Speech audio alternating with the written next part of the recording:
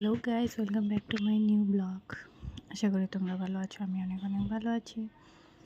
এই তো আজকে ব্লগটা শুরু করলাম সকাল সকাল ঠাকুর দেওয়ার থেকে।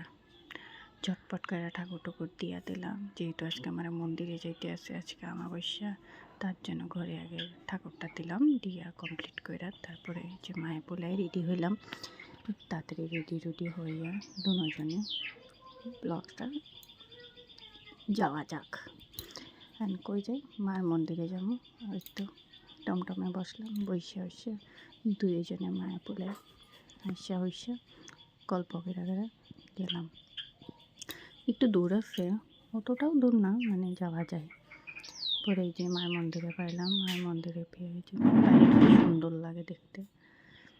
পরে যে ভিতরের ভিডিওটা এটা, পরে প্রদীপ জ্বালাইলাম, আর একটু দেখাইলাম, দেখায় তারপরে তো সামনে শিব বাবারে জল দিলাম, বাবার মাথায় জল দিয়া তারপরে রাধা কৃষ্ণ আছে এদিকে প্রণাম করলাম, ছেলেও প্রণাম করলো, কইরা আবার মায়ের দিকে আয়া মায়ের একটু বইয়া টইয়া।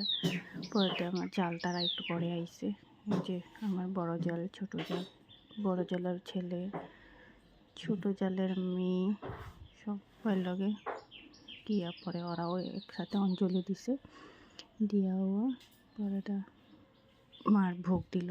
এগুলো সবাই মিলে বসে মার ভোগ খাইয়া দাইয়া পরে আমরা একটু সময় থেকে তারপরে আয়া বসছি।